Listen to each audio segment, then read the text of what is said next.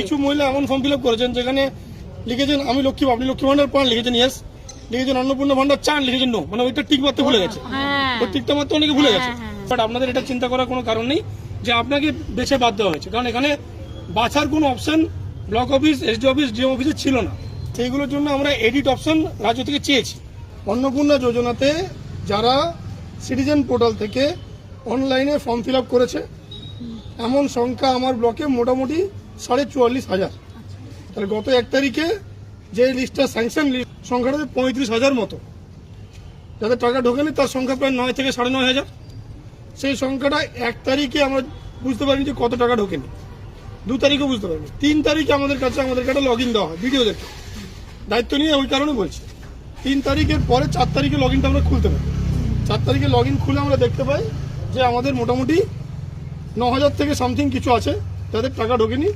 তাদের প্রথমে ছিল রিজেক্টেড লিস্ট, পরের লিস্টটা চেঞ্জ হয়ে হয় আন্ডার এনকোয়ারি। ঠিক আছে, আন্ডার এনকোয়ারি যে লিস্টটা আছে সেইটার 2 রকম ভাবে আমরা এনকোয়ারি করার চেষ্টা করছি। এক হচ্ছে সেখানে নাম্বার দেওয়া আছে, ফোন নাম্বার। 2 নম্বর হচ্ছে ফর্মটা যেটা আছে সেই ফর্মটা আমরা চেক করার চেষ্টা করছি।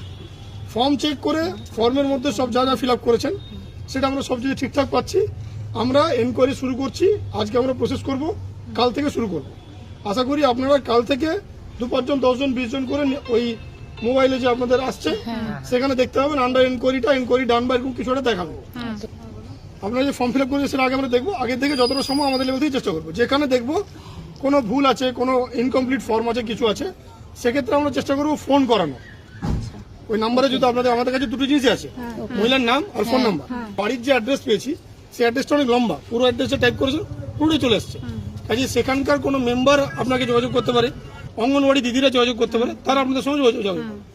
আমার ব্লকে যে 9,000 আছে এটা যতটা সম্ভব আমি চেষ্টা করছি ফিল্টার করে দেখে কতটা তাড়াতাড়ি করা যায়, বাট এটার জন্য কিন্তু টাইম লাগবে। প্রাথমিকভাবে আমাদেরকে বলা হয়েছে যে এটা আগামী 7 দিনের মধ্যে কি হচ্ছে স্টেট দেখতে চাইছে, যে কে কিভাবে করছে। এটা ব্লক টু ব্লক ভ্যারি করছে। কোনো ব্লকে প্রত্যেককে ফোন করছে, ফোন করে বলছে আপনারা ফর্ম নিয়ে আসুন, আমরা ফর্ম দেখবো, চেক করবো। আমার ব্লকে যেহেতু বেশ কিছু ফর্ম আছে, বেশ কিছু ফর্ম অনলাইনে দেখা যাচ্ছে, কাজে আমি এক্ষুনি আপনাদেরকে ফোন করে জ্বালাতন করছি না। তার কারণ এখন যদি আমি ফোন করি 9,000 মহিলা যদি আমার কাছে চলে আসে আমার অফিসে দাঁড়াতে দেওয়ার জায়গা হবে না। টোটাল আপনারা যা দাঁড়িয়েছেন সেখানে হয়তো 150 জন লোক আছে, তাতে এই অবস্থায় অফিসে তো হয়তো জায়গা নেই।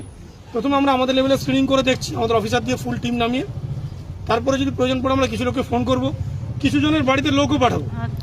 কারণ যে ক্রাইটেরিয়া বলা হয়েছিল তাতে বলা হয়েছিল যে ছোট ছোট কথা জিনিস ছিল, আপনাদের বয়স 25 থেকে 60 হবে, আপনারা কোনো সরকারি চাকরি করে এমন কোনো মহিলা পাবে না, ইনকাম ট্যাক্স দেয় এমন কোনো মহিলা পাবে না, আর ভোটার লিস্টে এসে নাম বাদে তারা কেউ পাবে না।